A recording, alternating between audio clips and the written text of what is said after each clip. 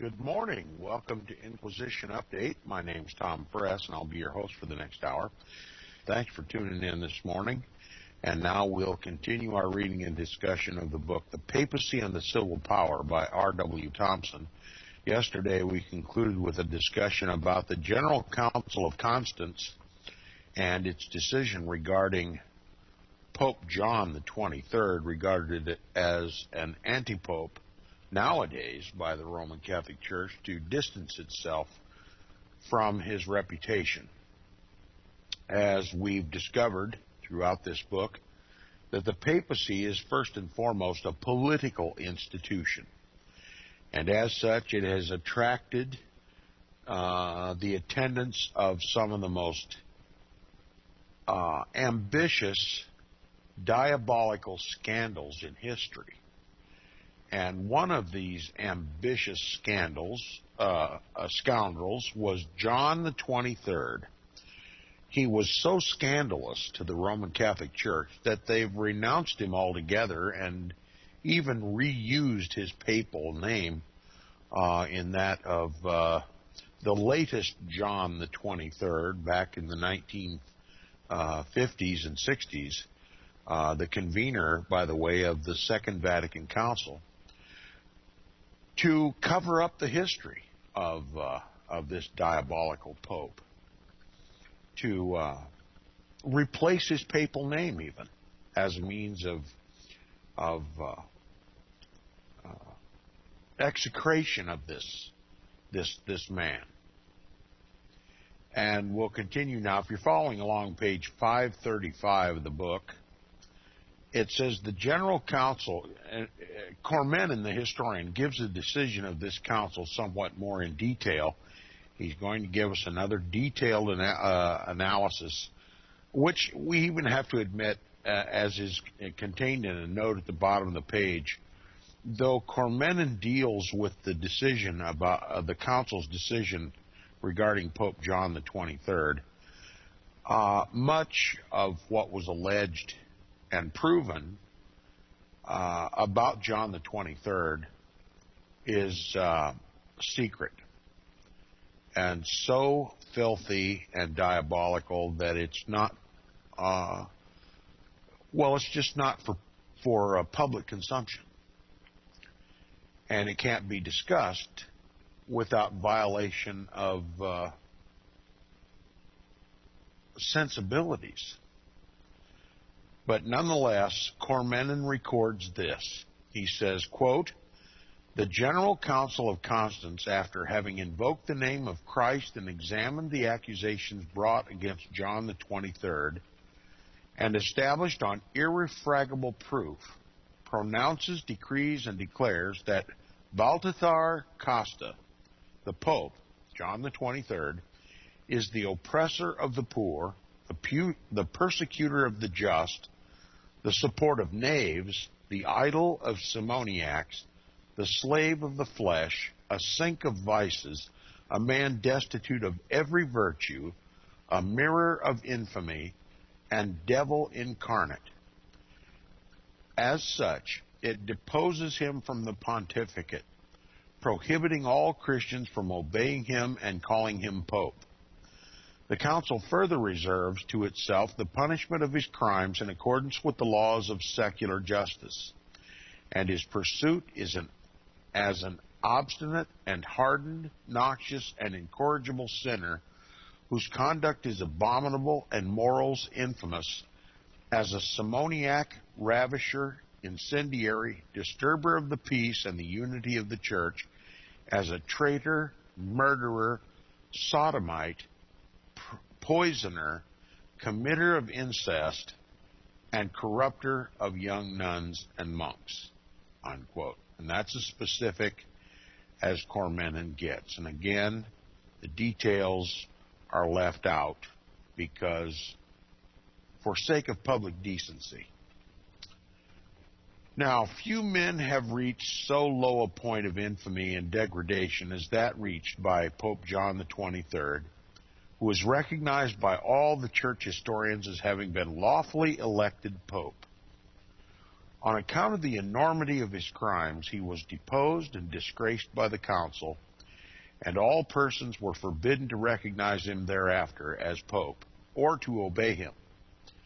Thus reduced and abandoned by the new friends who had previously adhered to him, he humiliatingly announced to the council that he had no defense to offer, declared the council to be the most holy and infallible, and approved of all its decrees up to his deposition at the 12th session, thus entitling that decree, which declared that a general council was superior to the Pope, and therefore that the Pope was not infallible, to take its place in the canons and to become a part of the law of the Church. So here we have, we've been talking about this papal infallibility. The Jesuits have formally declared the Pope to be infallible in 1870 at the First Vatican Council. And it was a belief that was held within the Church for centuries prior to this, that the Pope was infallible. He was attributed with the divine attributes of infallibility and divinity, a God on earth. But here is a Pope, an infallible Pope, duly elected, who has been denounced by a council, and this Pope acquiesces to all the charges against him and declares that this council is infallible. So now that we've proven, and as this author has done throughout the book, that these so-called infallible popes are the scoundrels of history and are not infallible and are not the vicars of Christ, nor any such thing, but to be examples, not to be followed by anyone in the world, now we have a case in Roman Catholic history where a pope has acquiesced that a council is superior to a pope, that a council is infallible, and now you can just feel the challenge of God to disprove even that fallacy. I said yesterday that the events that we're studying now in this book are God's providential way of proving the Roman Catholic Church, lock, stock, and barrel, popes, councils, and every other doctrinal and temporal affair of the Roman Catholic Church to be not that Church of Jesus Christ, but the Church of Antichrist. And so God is just literally making a mockery of the Roman Catholic Church, so as to remove any excuse from any human being on the planet from ever being deceived by this church, or its popes, or its councils. God is subjecting the papacy and the councils of the Roman Catholic Church and Roman Catholicism itself to the light of truth and exposing the Antichrist that it is. So no one could be deceived. Why would God warn in the Scriptures about Antichrist and then make him invisible so nobody could ever find out who it is? That's not the God we serve. He wants his people to know the truth. And this is how he has done it, through history. Now, the Jesuit defenders of infallibility and all their cunning and ingenuity have been sorely puzzled over this part of the history of the Roman Catholic Church. They have found it exceedingly difficult to make the links in the chain of regular apostolic succession interlock each other. Now, it is the teaching of the Roman Catholic Church that there has been an unbroken line of succession from the Apostle Peter, whom they claim is the first pope, all the way through history to the present pope, that they all have a direct link, that the chain has never been broken, that the Roman Catholic Church has always been ruled by the successor of the Apostle Peter. But this book and history and God has proven otherwise. And it says, in whatsoever way they attempt it, they run afoul of numerous papal facts, which, when fully understood, upset all their theories. In the Catholic Family Almanac of the United States in 1870, there appears a chronological table of the Roman pontiffs, beginning with St. Peter and ending with Pope Pius IX. This is intended for the instruction of the faithful. Referring to the 40 years of disputed succession which followed the close of the pontificate of Urban VI in 1389, it carries down the Roman line of succession as follows: Boniface IX from 1389 to 1404, Innocent VII from 1404 to 1406, Gregory XII from 1406 to 1417, and then follows it with Martin V from 1417 to 1431, thus making the line unbroken. Now, it's necessary for every Roman Catholic Church to believe that the Pope is the replacement of the Son of God on earth and the successor of the Apostle Peter, and that the line cannot be unbroken because this is the Church of Jesus Christ, and he swore that this church would, the gates of hell would never prevail against it. So they make it a matter of doctrinal dogma that you must believe that the popes are the successors of Peter. Now, within these same years, it puts down as rival popes Clement VII, Benedict XIII, Alexander V, and John the 23rd. A recent History of the Roman Catholic Church, published also in the United States in 1870, and highly commended for its accuracy, contains also a chronological table of the same kind. Covering the period given above, it makes the line as follows: Boniface IX from 1389 to 1404, Innocent VII from 1404 to 1406, Gregory XII from 1406 to 1409, Alexander V from 1409, and John the 23rd from 1409 to 1413, and then follows Martin V from 1413 to 1431, with the additional statement indicated by the letters ABD, which means he abdicated, and placed it opposite their names, that Gregory XII abdicated in 1409 and John the 23rd in 1413. Now, without stopping to comment upon other facts connected with the great schism of 40 years during which the right of the chair of Peter was continually and obstinately contested, to the disgrace of all the parties and the injury of the cause of Christianity, I would rather say Roman Catholicism, it may be well asked, how are the faithful to decide between contradictory statements like these?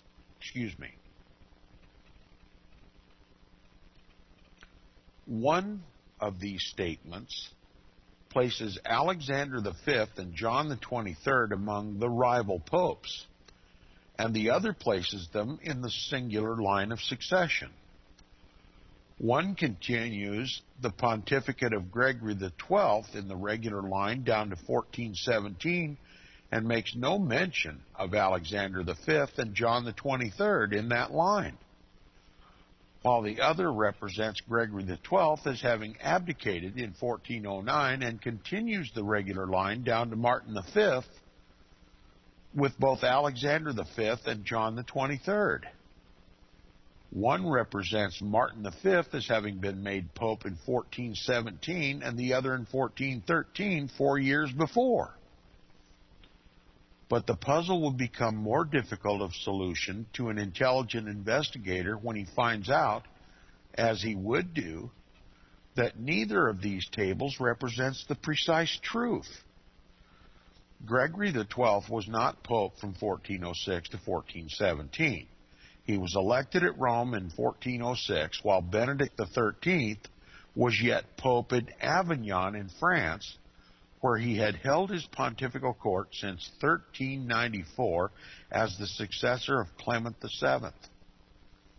At the time of his election, he promised the cardinals at Rome to resign if Benedict would do so, but afterward equivocated to such an extent that all his cardinals except 4 withdrew from him and appealed from his authority to that of the Council of Pisa. This council deposed him in 1409, as they also did Benedict the 13th, and elected Alexander V, who was regarded as the legal pope. Alexander V was not therefore a rival pope, nor was John the 23rd.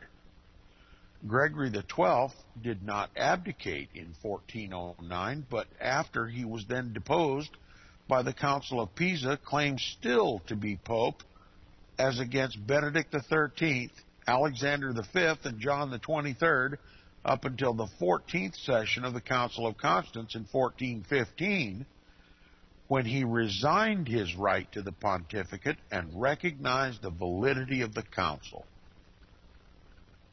The council then approved of what had canonically been done, that is, what he had done before he was deposed by the Council of Pisa. This broke his fall somewhat by recognizing him as a legal pope at Rome against Benedict XIII at Avignon from 1406 to 1409, only 3 years out of the 12 which he claimed.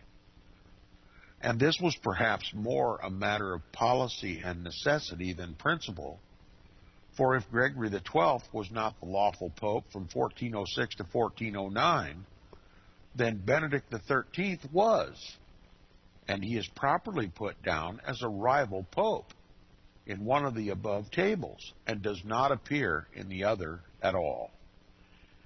And if Gregory XII was a lawful pope after he was deposed by the Council of Pisa, then Alexander V, who was elected by that council, was not, as the Council of Constance decided that at Pisa to have been regularly and legally held, and recognized Alexander V and John the 23rd both to be legal popes, they could not stultify themselves by approving of what Gregory XII had done after he was deposed, for that would have been equivalent to deciding that Peter had 2 successors at the same time. But apart from this confusion in tracing out the line of the regular apostolic succession, this complicated condition of affairs suggests this most pertinent inquiry. Where, during all this time, was infallibility deposited? Was Gregory XII infallible? He was deposed by the Council of Pisa, and the Council of Constance recognized the act as valid. Was Benedict XIII infallible? He also was deposed by the same authority. Was John the 23rd infallible? He was deposed by the Council of Constance after having been found guilty of the most outrageous offenses. Was the Council of Constance infallible? That it claimed infallibility is certainly true. That the whole church assented to this claim is also true. And yet, to affirm now that it was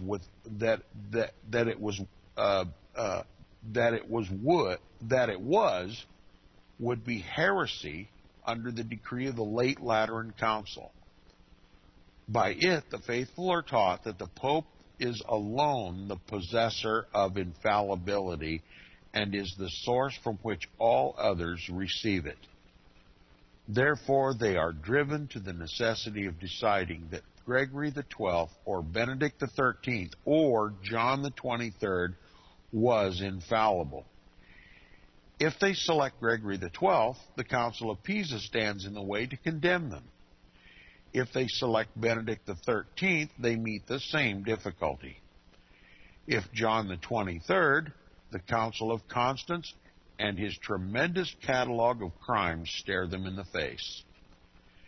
If they pass by all 3 of them and lodge infallibility in the General Council of Constance, they are pronounced heretics by Pope Pius IX and his Jesuit and ultramontane prelates and cut off from the church by excommunication. What then are the faithful to do in the midst of all these complications? To a common sense mind, this question would be hard to answer, but the defenders of the papacy are equal to the occasion. See how admirably this difficulty is disposed by the Saint Antonius, the Archbishop of Florence, who wrote shortly after the schism. He says this, listen carefully to this drivel. It is possible for one to have belonged to either party in good faith and with a safe conscience. For although it is necessary to believe that there is but one visible head of the church, if it should nevertheless happen that two sovereign pontiffs are elected at the same time, it is not obligatory to accept either as the legitimate pope, but only to acknowledge as the true pope the one who has been canonically elected, and the people are not expected to determine which is the pope, but can follow the opinion and the guidance of their pastors. Unquote.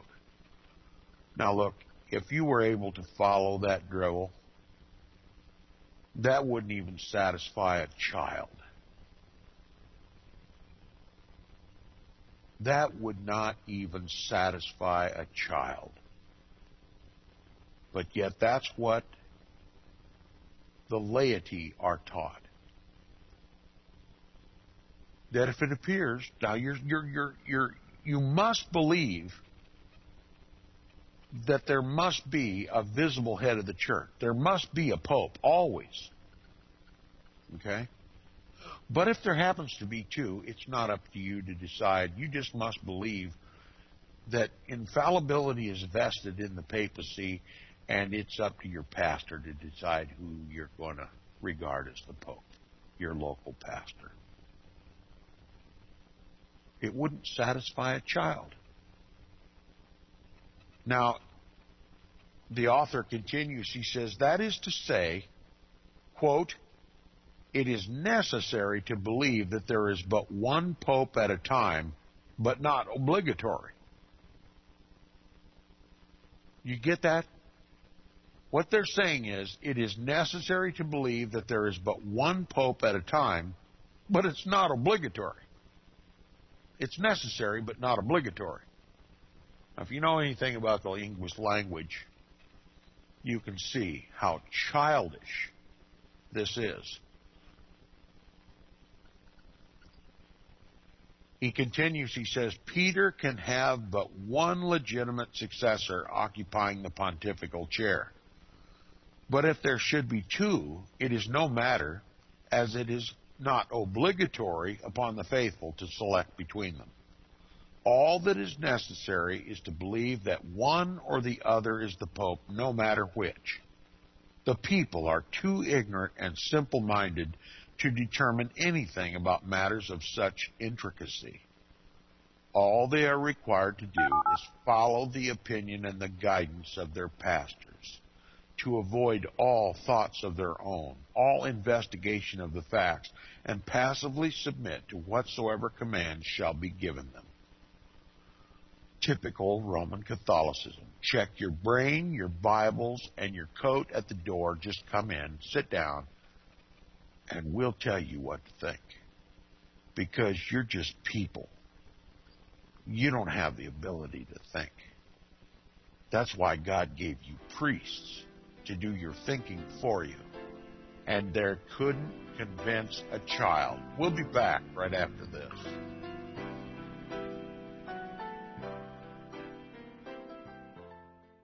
Now, back to this council and the explanation that is given.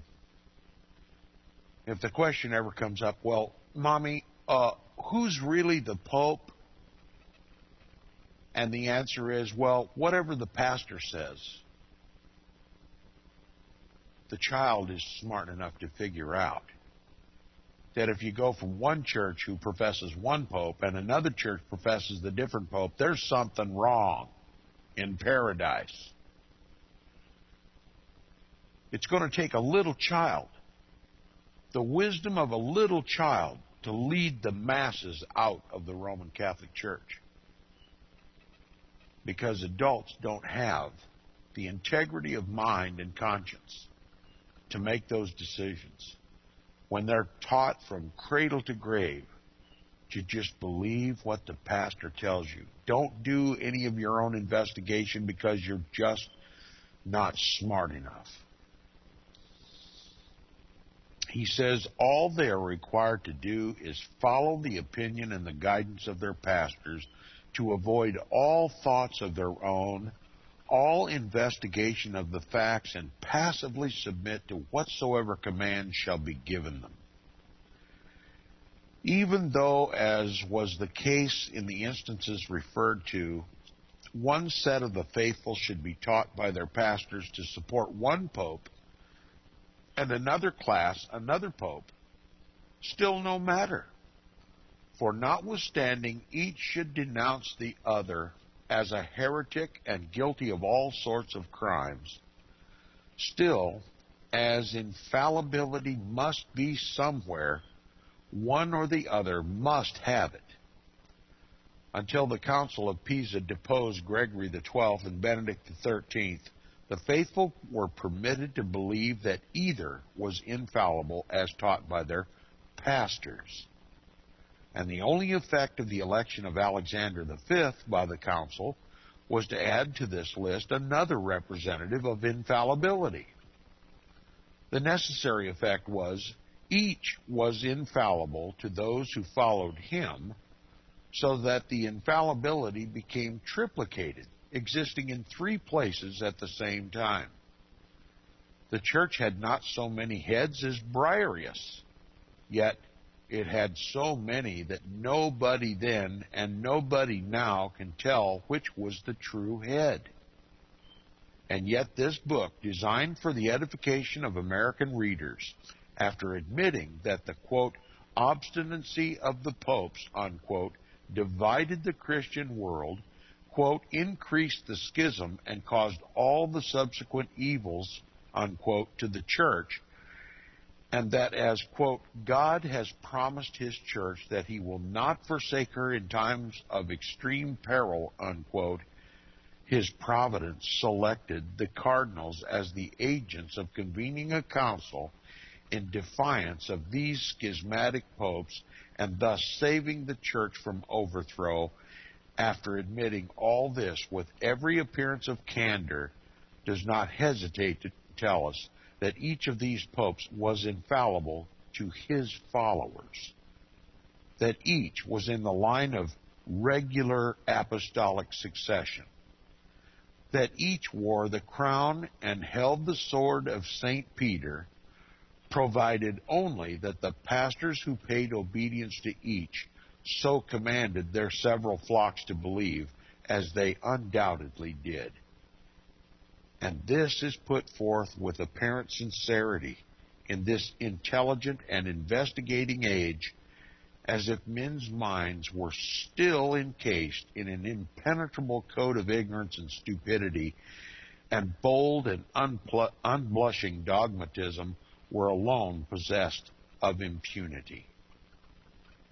But it will not do to pass by the Council of Constance without further comment, when it is remembered that it is regarded by all the church as ecumenical, that the Pope found guilty by it of the most infamous crimes belongs to the regular line of the succession of Peter, and that he was the Pope at Rome. Some of the impending difficulties in the way of reform in the church may be seen and appreciated even at this distant time. It was claimed that the chair of St. Peter was at Rome, and that the church there was consequently, quote, the mother and mistress of all the churches, unquote. As pagan Rome was the chief imperial city of the world, so the popes, in imitation of the emperors, had endeavored to make Christian Rome the sole representative of the ecclesiastical imperialism. It was so in the person of John the 23rd, an Italian, who was in possession of the Vatican, of all the holy churches of Rome, of the triple papal crown, of the fisherman's ring, and all the relics of the saints, part of the true cross, of the thorns in the crown of Christ, and of the garments worn by the Virgin Mary, and the thousands of other things which the ignorant and superstitious are still taught to worship.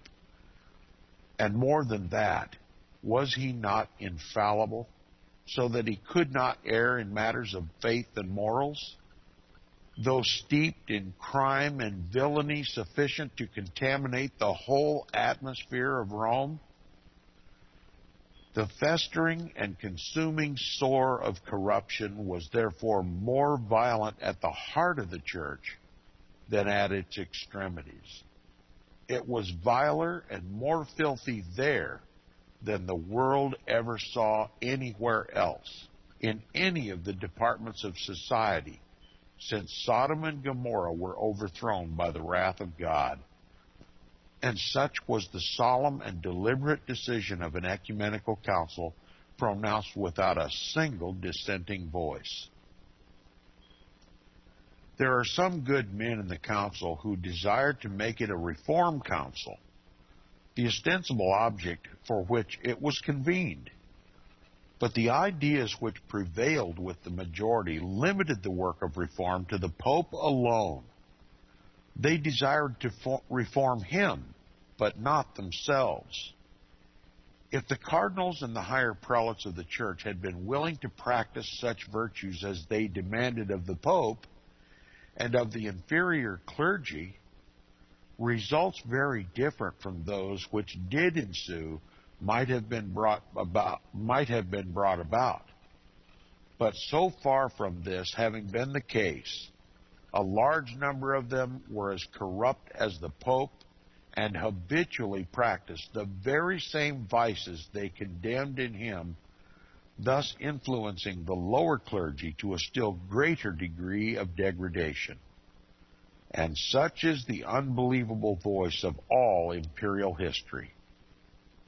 John Huss, after the conviction and disgrace of John the 23rd, thus spoke from his dreary prison in Gottlieben. Here's what he said. The council has condemned its chief, its proper head, for having sold indulgences, bishoprics, in fact, everything. And yet among those who have condemned him are many bishops who are themselves guilty of this same shameful traffic. O profligate men, why did you not first pull out the beam from your own eye? They have declared the seller to be accursed, and have condemned him, and yet themselves are the purchasers. They are the other party in the compact, and yet they remain unpunished." Unquote. The learned Clemingus, who lived in those days, whose Christian fidelity was unquestioned, and who together with Gershon and Daly shed luster upon the University of Paris, spoke of the members of the council as, quote-unquote, carnal for the most part, bent on their own pleasures, not to say their own lusts, and said this, quote, "These carnal sons of the church do not only have no care of apprehension of spiritual things, but they even persecute those who walk after the Spirit, as has been the case from the days of the just Abel, and will be to the end of time. These are the men who fly together to the church merely to seize upon temporalities, who lead in the church a secular life, conspire, covet, plunder, rejoice in preeminences, not in profiting others, oppress and rob their subjects, glory in the honor of promotion, riot in pomp, pride, and luxury, who count gain godliness, sneer at such as wish to live holy, chastely, innocently, spiritually, calling them hypocrites. Of such men the church is full of this day, and scarcely in whole chapters or universities can you find any others. Are men like these the ones to exert themselves for a reformation of the church? Men who would account such a reformation the greatest calamity to themselves? You see what God is doing here? First, He exposed the papacy for the human humiliation that it is. And now He has exposed the councils for being just as corrupt and fallible as the Pope that they serve. The whole kit and caboodle, the whole thing from top to bottom, has been exposed by God Almighty so that there not be one man upon the earth with an excuse to be deceived by either popes or councils. This is the hand of God at work. This is how God works in history to teach men lessons. At this period of time, the whole world wondered after the beast, the Pope and the Council. They followed the kings of the earth as though they were infallible. They shared the infallibility of the Pope. They were subject to the persecution, and they saw the rank corruption from top to bottom. God exposed the whole thing in history. The woman and the beast upon which she rides. And still today, the whole world wonders after the beast, even after God has exposed it so that a child can see it. It's incredible. Now, the Council of Constance, controlled by men of this sort, and subject to such influences that would naturally emanate from them, while its actions, like that of the Council of Pisa, was a blow at the ambition of the papacy and the infallibility of the Pope, did as much as lay in its power to advance the cause of ecclesiastical absolutism and to crush out the rising and growing spirit of inquiry which had been excited by Anselm, Arnold, Savonarola, and Wycliffe of former times, and by John Huss and Jerome of Prague, who then lived. The trial, condemnation, and execution of Huss and Jerome will remain a reproach to it as long as history is read, will forever convict it of injustice, cruelty, intolerance, and persecution. Whatever amount of ingenuity may be expended, and however the facts may be perverted and distorted by Jesuit art and cunning, it cannot be disguised that the cruelty practiced toward them was designed as a condemnation of free thought and an attempt on the part of the highest authorities of the Roman Catholic Church to perpetuate the corruption and vices which then prevailed at the expense of all that was sanctified in the former history of the Church, and that purity of faith and practice which it had derived from the teaching and example of the apostolic Christians. No language is fertile enough in words of denunciation to express what all intelligent and thinking minds must feel in relation to it. Both John Huss and Jerome of Prague had always led pure and Christian lives. No charge of vice or immorality was ever made against either of them.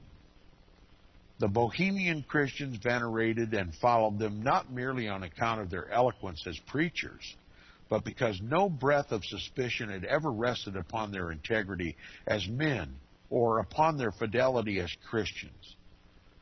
But they were accused of favoring the doctrines of Wycliffe, which pointed to reform.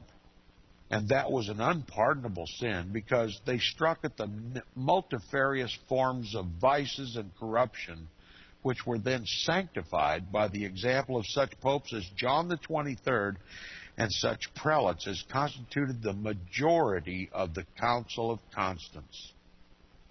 This pope and these prelates were their accusers, triers, and executioners, and it should surprise no one to know with what alacrity they hastened to their conviction, and how their hearts leapt with gladness when the torches that consumed their bodies were lighted by their emissaries.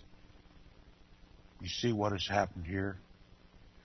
God has exposed the papacy, and he has exposed the council, and now both together, the popes and the councils, have killed the light of truth. Burned them at the stake. John Huss and Jerome of Prague. Satan struck back immediately. As soon as his minions were exposed for the corruption that they were, Satan launched an attack against the light that exposed them, the free thought that captivated the hearts of the Bohemians, the followers of John Huss and Jerome of Prague. John Huss had a safe conduct. He'd been called to trial, and they gave him safe conduct. We'll make sure that you're protected, that nothing can happen to you. You can come to the court, and if you and you are free to leave, and we'll protect you. Okay, that's what safe conduct is. John Huss had a safe conduct from Emperor Sigismund, under whose influence John the 23rd consented that the council should be held. He was promised full protection both in going and returning to the council, where he was summoned to answer the charge of heresy. Yet his promise of protection was violated, to the damning disgrace of all the parties concerned in the treacherous and dastardly act. Whether it was justified by the perpetrators of the wrong upon the declared ground that, quote, faith should not be kept with heretics, unquote, is no matter, since it is undoubtedly true that such was the doctrine which then prevailed among the popes and the leading members of the hierarchy, and which yet prevails, as there are volumes of evidence to show. Both upon this and less satisfactory grounds, innumerable contracts, agreements, and promises have been violated and disregarded without the slightest compunction of conscience, and in all these matters the popes themselves were far ahead of all the others. Whether John the 23rd or Sigismund was most to blame for the betrayal of John Huss is of no consequence now, since the Pope is shown to have been capable of that and any other enormity, and the Emperor was ready to do whatsoever was necessary to the protection of his imperial authority. The council was equally guilty with either or both of them for knowing that the, quote, safe conduct, unquote, had been given by the very authority under which it convened. If it had not been sensible to shame, it would have been scorned to maintain a jurisdiction acquired over a defenseless adversary by such base and cowardly means. Dupin says, quote, the Pope and the Emperor invited John Huss to come thither, unquote, and, quote, the Emperor granted him safe conduct, unquote. This invitation, if it did not expressly engage the Pope to do good faith, implied it so strongly that any man less infamous than John the 23rd would have protested against its violation. And if the council had entertained any respect for the Pope and had not been influenced by those principles of morality which then prevailed, the blood of John Huss would not yet be clinging to its skirts. The next morning after Huss arrived at Constance, two noblemen who had accompanied him visited the Pope and notified him of his arrival. They inquired of him whether he should safely remain without any risk of violence. The Pope replied, quote, had he killed my own brother, not a hair of his head should be touched while he remained in the city, unquote. So that if the Pope was not a party to the safe conduct, he gave his solemn promise that it should be observed. Either would have been bound to an honest man, but neither would have been bound to John the 23rd. Even his oath taken before the council with a solemn appeal to God could not bind him, infallible as he was. Infamous as John the 23rd was, he was not destitute of ability or cunning. Having reached Constance some time before the emperor, he endeavored to shape the policy of the council so as to divert attention from his own crimes. He had already distinguished his pontificate by emptying the vials of his wrath upon the head of King Ladislaus of Naples for no other offense than his having been an ally of Gregory XII, which, as we have just been taught by Neothan, quoting from St. Antonius, was no offense against the law of the Church. Harmless as this preference of Ladislaus is now pretended to have been, yet for it alone he was declared by this infallible pope to be, quote, a heretic, a schismatic, a man guilty of high treason against the majesty of God, unquote. A crusade was proclaimed against him, and those who should take part in it were promised that all their sins would be forgiven upon repentance and confession. This success in bringing the hierarchy to adopt his views in reference to Ladislaus and his promptness in dealing with the heresy led him to believe that if he could turn the attention of the council to inquiries of that kind, he might himself escape. You see what he was trying to do? Create a scapegoat. And he caused a crusade to be launched to that end. Accordingly, quote, the foil he used was the heresy of John Huss, unquote, which he hoped would give him the opportunity of showing how faithfully he regarded the faith of the Church. To effect his purpose the more certainly, he caused his bull of convocation to be read, wherein, in order to establish the legitimacy of his own pontificate, he claimed that the Council of Constance was but a continuation of that of Pisa, and then announced through one of his cardinals that the council would be expected to direct its attention especially to some prevalent errors of doctrine, and, quote, preeminently to those which were originated by Wycliffe, unquote, knowing that Huss had been accused of maintaining them. You see, all of this is done to distract this council from the very object for which it was convened, and that was to settle the issue about the popes. They burned John Huss and Jerome, declared crusades and all as a diversion to protect this pope, just to protect one criminal pope. That is the corruption of the Roman Catholic Church. It's historical and it's present day. And it won't end until the God of justice puts an end to it. We'll be back tomorrow on Inquisition Update.